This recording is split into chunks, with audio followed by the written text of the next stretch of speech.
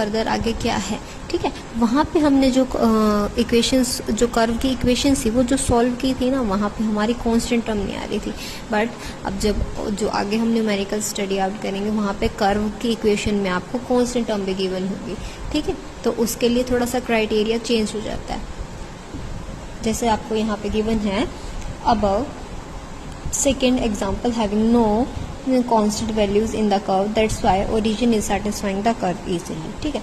अब constant values नहीं थी तो जो ओरिजिन था वो इजीली आपके कर्व को सेटिस्फाई कर रहा था।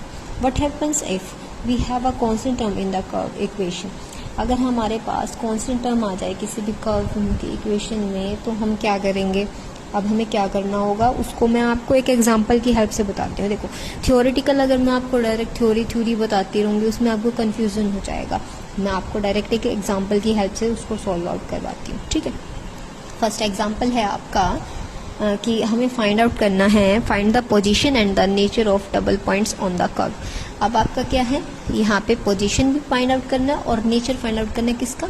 वहाँ तो हम ओरिजिन का फाइंड आउट कर रहे थे, यहाँ किस चीज़ का फाइंड आउट करेंगे, डबल पॉइंट्स का, ठीक है। तो डबल पॉइंट्स, अब यहाँ पे इक्वेशन देखिए आप कर्व की क्या गिवन है। The equation of the curve is x cube x square plus में आपका वाई स्क्वायर माइनस में x, by chance I have written here 2, so there is minus x just minus 4y plus 3 is equals to 0, ठीक है। अब क्या है, first तो हमें क्या करना पड़ेगा, जो आपको इक्वेशन दे रखी है ये कौन से वेरिएबल्स में है, जस्ट x और y वेरिएबल में ही है ना। तो क्या करेंगे इसको, अगर आपको जीरो के इक्वल नहीं दे रखे, मान लो कोई क्वांटिटी आपकी इस साइड में रख रखी है, तो पहले तो सभी क्वांटिटीज को हम सेम साइड में इकट्ठा करेंगे और सारी इक्वेशन को किससे कंपेयर कर देंगे, जीरो से, ठीक है। और फिर इस फंक्शन को हमने बताया मैंने आपको कि किस वेरिएबल्स में, एक्स और वाई वेरिएबल में, तो इसको हम ऐसे लिख देंगे f of x y is equals to x cube x square y square minus में एक्स माइनस 4y प्लस 3, ठीक है। फर्स्ट स्टेप तो हमारी क्या रहेगी, अगर आपको जीरो के इक्वल कर्व नहीं गिवन तो उसको जीरो के इक्वल बनाएंगे और जो आपके जस्ट जो राइट हैंड जो लेफ्ट हैंड साइड होगी उसको किससे कंपेयर कर देंगे, हमारे किसकी टर्म्स में रिप्रेजेंट करेंगे, एफ ऑफ एक्स वाई की टर्म्स में, ठीक है। अब सेकेंड स्टेप हमारी क्या रहेगी कि हमें इस फंक्शन का विद रिस्पेक्ट टू एक्स और वाई हमें क्या करना पड़ेगा, डिफ्रेंशिएशन करना पड़ेगा, ठीक है। सो हमारी कर्व की इक्वेशन क्या थी, f of x is equals to है x cube x square y square minus में एक्स माइनस 4y प्लस में 3, ठीक है। तो अब इसको क्या करेंगे, विद रिस्पेक्ट टू एक्स और विद रिस्पेक्ट टू वाई क्या करना है, हमें इसको डिफ्रेंशिएट करना है, पार्शियल डेरिवेटिव्स निकालेंगे। तो x curl f over curl x is equals to हो जाएगा आपका, जस्ट हम जो एक्स वाली टर्म होंगे ना, एक्स वेरिएबल्स होंगे उन्हीं को ही पार्शियल डेरिवेटिव निकालेंगे। अगर हम एक्स का कर रहे हैं और किसी वाई वाली टर्म को लेकर चलेंगे तो वहाँ पार्शियल डेरिवेटिव आपका क्या हो जाएगा, जीरो हो जाएगा, ठीक है। तो यहाँ क्या हो जाएगा आपका 3x square plus 2x minus में और कौन सी आपकी एक्स की टर्म, ये वाली है, तो यहाँ क्या हो जाएगा दिस, ठीक है। Similarly with respect to y भी इसको फाइंड आउट करेंगे, सॉल्व आउट करेंगे, curl f of x over curl y. अब यहाँ जस्ट हम वाई वाली टर्म्स को चूज करेंगे, वाई वाली कौन सी टर्म गिवन है आपको, ये गिवन है और ये गिवन है, तो यहाँ क्या हो जाएगा आपका 2y माइनस में 4, ठीक है। अब क्या करना है, हमें इन पार्शियल डेरिवेटिव्स की हेल्प से क्या करने हैं, इक्वेशन के रूट फाइंड आउट करने हैं, ठीक है। ये आपको क्वाड्रेटिक इक्वेशन गिवन है, ये आपको लीनियर इक्वेशन गिवन है। अब आप दोनों के ही रूट्स इजीली फाइंड आउट कर सकते हो। आपने जैसा कि +2 में स्टडी किया है, जो अगर आपको कोई इक्वेशन गिवन हो, क्वाड्रेटिक हो चाहे लीनियर इक्वेशन हो, उसके आप रूट्स इजीली फाइंड आउट कर सकते हो, ठीक है। तो अब हमें यहाँ क्या करना है, रूट्स फाइंड आउट करना है। उसके लिए हमें क्या करना पड़ेगा, curl f over curl x को भी जीरो से कंपेयर करना पड़ेगा और जो curl f over curl y है उसको भी जीरो से कंपेयर करना पड़ेगा, ठीक है। अब एफ वाली जो है हमारी क्वांटिटी ये है, तो इसको क्या कर देंगे, जीरो से compare, x square plus 2x minus 1 equals to 0। Similarly हमारा वाई वाली भी जो है हमारी क्या है, वो जीरो के इक्वल कर देंगे उसको, यहाँ से ये हो जाएगा आपका, ठीक। तो यहाँ से क्या करेंगे, 3x स्क्वायर, यहाँ क्या हो जाएगा 3x minus x minus 1 is equals to 0। Factor substitute कर दिए हमारे, ठीक है। जिनकी हम ऐसे फैक्टर्स लेंगे जिनकी मल्टीप्लाई करने पे तो हमें क्या मिले, 3x square minus 3x square मिले, बट सम करने पे हमें क्या मिल रहा हो, प्लस 2x, ठीक है। तो ऐसे फैक्टर्स में मैंने इसको ब्रेक कर लिया और जो आपका दूसरा है उसमें से मैं 2 को मिल लूँगी यहाँ से, इज इक्वल्स टू 0, ठीक है। यहाँ से अब क्या कॉमन ले सकते हैं, 3x कॉमन ले सकते हैं और यहाँ क्या बचाएगा x+1। सिमिलरली यहाँ से कॉमन क्या आ सकता है, -1, x+1 इज इक्वल्स टू 0। यहाँ क्या हो जाएगा, -y - 2 = 0। तो यहाँ क्या से बन जाएंगे आपके roots, -1 x+1 is equals to 0 and y is equals to 2 आ जाएगा। y की वैल्यू क्या आ गई, 2, और x के लिए हमें क्या मिल गई, 2 वैल्यूज मिल गई, 1/3 एंड -1/3, और y के लिए हमें क्या मिल गई है, सिंगल 2। ठीक है, तो हमने क्या क्या किया स्टार्टिंग में, तो हमें क्या करना पड़ेगा, जो कर्व की इक्वेशन होगी ये उसको अगर 0 के इक्वल नहीं दे रखा है तो उसको 0 के इक्वल बनाएंगे। फिर क्या करेंगे, उसको f(x, y) से रिप्रेजेंट कर देंगे। वो कर्व किसकी फॉर्म में, x और y की वेरिएबल में है तो उसको हम ऐसे लिखेंगे। ठीक है, सेकेंडली हमें क्या करना है, उसका पार्शियल डेरिवेटिव करना है विद रिस्पेक्ट टू x, और विद रिस्पेक्ट टू y उसका पार्शियल डेरिवेटिव हो गया आपका। फिर क्या आ जाएंगी, क्वाड्रेटिक इक्वेशन आ जाएगी, कोई लीनियर आ जाएगी, कोई आपके क्यूब में भी हो सकती है, आपको क्यूब भी सॉल्व करना आता है, क्वाड्रेटिक भी आती है और लीनियर भी आती है। ठीक है, तो इनको सॉल्व करने के लिए हम क्या करेंगे, 0 से कंपेयर कर देंगे दोनों को। 0 से x वाली को कंपेयर किया तो आपका ये हो जाएगा, और जो y वाली है उसके लिए कंपेयर किया तो आपका ये हो जाएगा। x की क्या क्या वैल्यू आ जाएंगी, 1/3, और यहाँ हो जाएगा -1। y is equals to 2। y के लिए तो हमारे पास सिंगल चॉइस है, बट जो x के लिए हमारे पास 2 चॉइसेस हैं। तो हमारे जो पॉसिबल कॉम्बिनेशन क्या क्या होंगे हैं, पॉइंट्स के 1/3, 2 एंड -1 × 2। अब क्या करना है हमें, अब हम किसके नेचर के बारे में पता करेंगे। यहाँ से लास्ट क्वेश्चंस में तो हमने nature of the origin find out किया था, बट इस क्वेश्चन के लिए हमें क्या फाइंड आउट करना है, नेचर ऑफ डबल पॉइंट। अब इनमें से हमें पता करना पड़ेगा कि डबल पॉइंट कौन सा बनेगा। डबल पॉइंट आपका कौन सा बनेगा, डबल पॉइंट इन दोनों पॉइंट्स में से वही बनेगा जो जिसकी वैल्यू मैं यहाँ सब्स्टिट्यूट करूँ, हमारा जो कर्व की इक्वेशन है वहाँ सब्स्टिट्यूट करूँ और क्या आ जाए, 0 के इक्वल आ जाए। ठीक है, सो हम ट्राई करके देखते हैं, हमारी वैल्यूज को सब्स्टिट्यूट करते हैं। ठीक है, कैसे करेंगे, f(x) यहाँ पे क्या हो जाएगा, x की जगह पे 1/3 और y की जगह पे क्या हो जाएगा आपका 2 हो जाएगा। ठीक है, नेक्स्ट कर्व की इक्वेशन में क्या था, x3, so 1/3 cube, next x², so 1/3 square, y² to 2 square -1/3 -4 × 2 + 3। ठीक है, अब ये हम कर ही क्यों रहे हैं, जैसे हमारे नेचर ऑफ द ओरिजिन वाले क्वेश्चन थे उसमें क्या था, हमारा जो इक्वेशंस थे उनमें कोई भी कांस्टेंट टर्म नहीं थी। ठीक है, बट जो हमारे जो x की और जो y की वैल्यू थी कर्व में क्या करती, सब्स्टिट्यूट करती है। इसको सॉल्व करके देखेंगे कि ये हमारा 0 के इक्वल आता है या नहीं आता। तो यहाँ क्या हो जाएगा, फर्स्ट 1/27, यहाँ क्या हो जाएगा 1/9, यहाँ हो जाएगा आपका 4 -1/3 -8 + 3। ठीक है, अब इसको थोड़ा फर्दर सोल्व कर लेते हैं। 1/27 जो फ्रैक्शन वाली टर्म है उनको इकट्ठा कर लेते हैं और जो नॉर्मल टर्म है उनको इकट्ठा कर लेते हैं। 4 + 3 -8। ठीक है, फिर क्या हो गया, हमारा सारी जो फ्रैक्शंस वाली टर्म होंगी उनका एलसीएम लेंगे और उसको सोल्व कर देंगे। यहाँ क्या हो गया 1, यहाँ आ गया आपका 3, यहाँ आ गया आपका 9, प्लस यहाँ क्या बच गया था -1। ठीक है, तो किसके इक्वल हो जाएगा, -6, और यहाँ पे बच जाएगा आपका -5/27 -1, तो 27 उधर जाएगा आपका, यहाँ क्या बन जाएगा -32/27। ये आपका इक्वल्स टू 0 आ रहा है, नहीं आ रहा है ना, तो ये क्या हो जाएगा, नॉट इक्वल्स टू 0। तो जो हमारा पॉइंट था 1/3 2, ये जो आपका डबल पॉइंट नहीं हुआ, not a double point. Similarly हम क्या करेंगे, जो सेकंड पॉइंट था उसको भी कर्व की इक्वेशन में पुट करके देखेंगे। सेकंड पॉइंट आपका क्या था, था आपका -1 एंड 2। ठीक है, तो इसको सिमिलरली हम कर्व की इक्वेशन में सब्स्टिट्यूट करेंगे। कर्व की इक्वेशन क्या थी आपकी, x³ x² and next 5² -x -4y +3। ठीक है, x की जगह पे आपको -1 पुट करना है और y की जगह पे 2 पुट करना है। ठीक है, अब क्या होगा,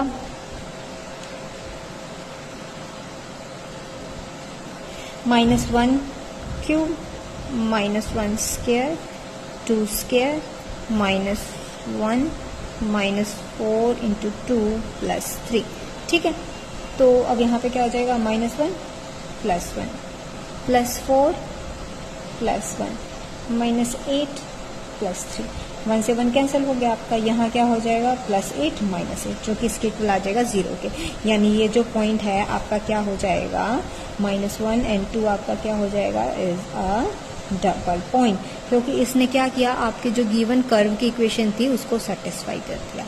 ठीक है, अब ये पॉइंट कौन सा बन गया, जो कर्व को सेटिस्फाई करता है। तो कर्व को सेटिस्फाई करने वाला पॉइंट, यानी कर्व इस पॉइंट से अगर पास होगा ना तो वो क्या दे देगा आपको, 0 0 वैल्यू दे देगा। जैसे आपका जब कर्व किससे पास हो रहा था, ओरिजिन से पास हो रहा था, उस टाइम पे आपको क्या मिल रही थी, 0 0 वैल्यू। सिमिलरली अब ये ओरिजिन जैसा ही पॉइंट मिल गया हमें, जो आपके कर्व को सेटिस्फाई करता हुआ कर्व को कैसी वैल्यूज दे रहा है, 0 0 वैल्यू दे रहा है। ठीक है, अगर यानी मैं इसकी वैल्यू इसमें सब्स्टिट्यूट करती हूँ तो मुझे फंक्शन कैसा मिल रहा है, 0 मिल रहा है। ठीक है, हमें यही चाहिए था। अब क्या करना पड़ेगा, इक्वेशन को भी हमें इसी के अकॉर्डिंग क्या करना पड़ेगा, ट्रांसफॉर्म करना पड़ेगा। अब इक्वेशन को ट्रांसफॉर्म करने के लिए ये सब आपको प्रोसीजर क्लियर आउट है ना।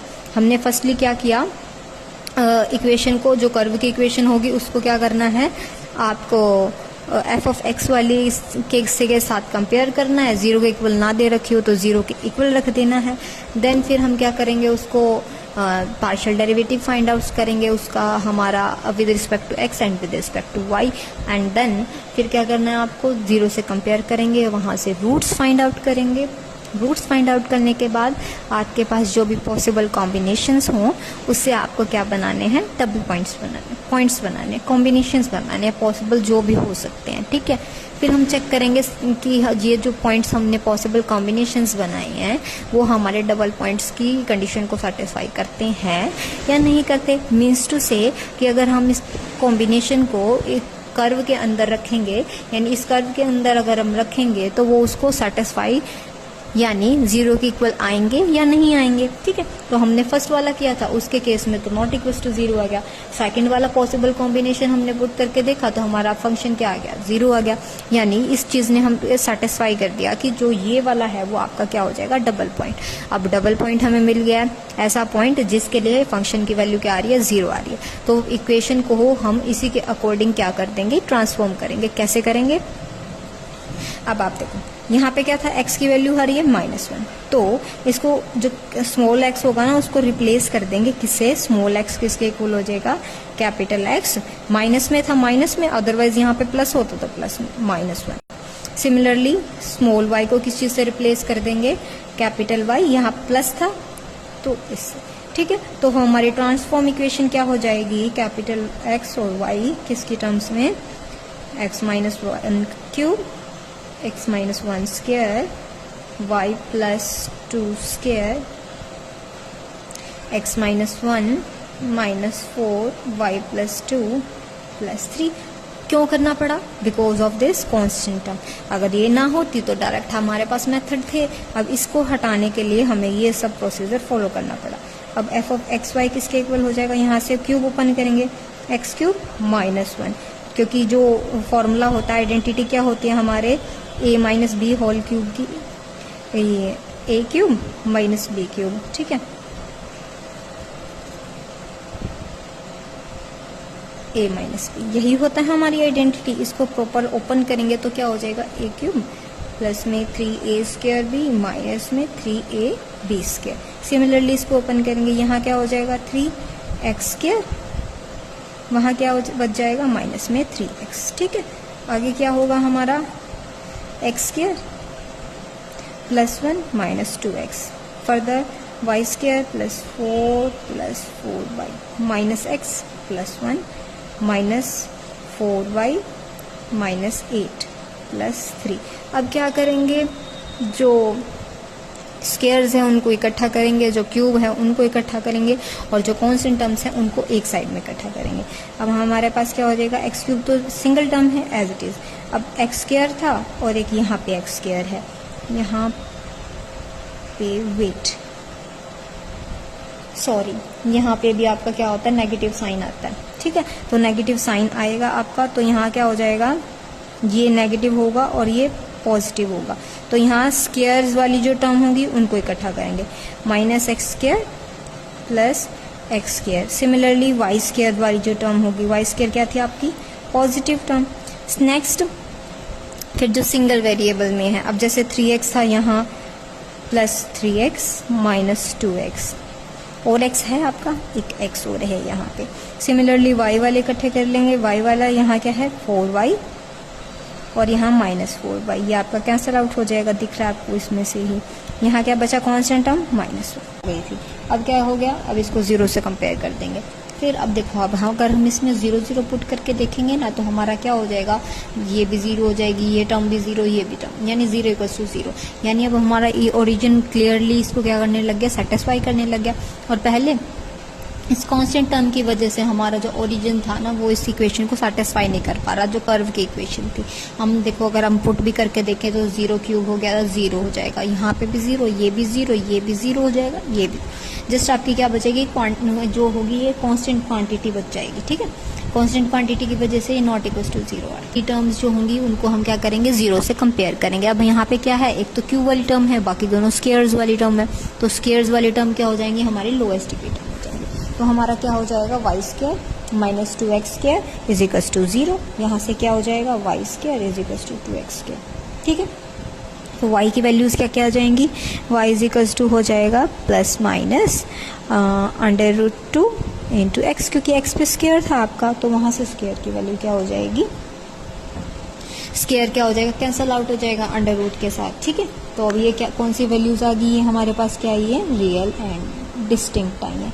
रियल और डिस्टिंक्ट हमारे किस केस में फॉर्म होती थी, नोड के केस में, ठीक है। नोड और रियल और डिस्टिंक्ट जब हमने वर्किंग रूल डिफाइन किया था, डेफिनेशन के अकॉर्डिंग तो जस्ट नोड हो रहा था, बट हमने जब वर्किंग रूल डिफाइन किया था तो क्या आ जाएगा, रियल और डिस्टिंक्ट के केस में नॉड और कॉन्जुगेट। स्टेप होती है जो वेरिएबल जिसकी टर्म्स में हम फाइंड आउट कर, फिर हम जिसके लिए भी सॉल्व करते थे उसकी हायर डिग्री टर्म्स जो होती थी उसको नेग्लेक्ट करते थे। हमारे पास इक्वेशन क्या थी कर्व की, x³ माइनस में x² प्लस में आपका y² 2x² = 0। ये हमारी क्या थी, कर्व की इक्वेशन थी। अब इसमें क्या था, मैंने किस में निकाली है, y के टर्म्स में निकाली है। y की कोई हायर वैल्यू है नहीं है, तो हमारी इक्वेशन क्या हो जाएगी, y के लिए निकाली है तो y की ही वैल्यू निकलेगी। यहाँ से इक्वेशन को सॉल्व करेंगे तो हमारा क्या हो जाएगा, 2x² - x³। अब इसमें से हम कुछ कॉमन ले सकते हैं, पार्ट x² कॉमन ले लिया, तो यहाँ क्या बच गया, 2 माइनस में x। y की वैल्यू आ जाएंगी, यहाँ क्या आ जाएंगी, +- x √2 माइनस में x, ठीक है। तो हमारे पास क्या वैल्यूज आ गई हैं, y की 2 वैल्यूज आ गई हैं, +- x √2 माइनस x। तो x की स्मॉल वैल्यूज के लिए, स्मॉल चाहे वो क्या हो, नेगेटिव होंगी, तो हमारे पास देखो इमेजिनरी रूट्स आ जाएंगे। x की स्मॉल बट क्या पॉजिटिव वैल्यू, बट वो क्या होनी चाहिए, बट << 2 एंड <> क्या होनी चाहिए, 0। पॉजिटिव होनी चाहिए बट <<2 होनी चाहिए, ठीक। तो जब हमारे पास x की वैल्यू << 2 होगी और <0 होगी, तो वहाँ पे क्या होगा, x हमारा रियल वैल्यूज ही देगा y को। तो y यहाँ क्या हो जाएगा, रियल वैल्यूज ऑब्टेन करने वाला हो जाएगा, किसकी वजह से, with the help of x। तो x की वजह से y के पास कैसी वैल्यूज आ जाएंगी, सारी रियल वैल्यूज आ जाएंगी। तो रियल के केस में हमारी किस चीज़ की फॉर्मेशन हो जाएगी, नोड की केस, नोड की। तो ओरिजिन हमारा कैसा हो जाएगा, origin is behaving like our node, ठीक है।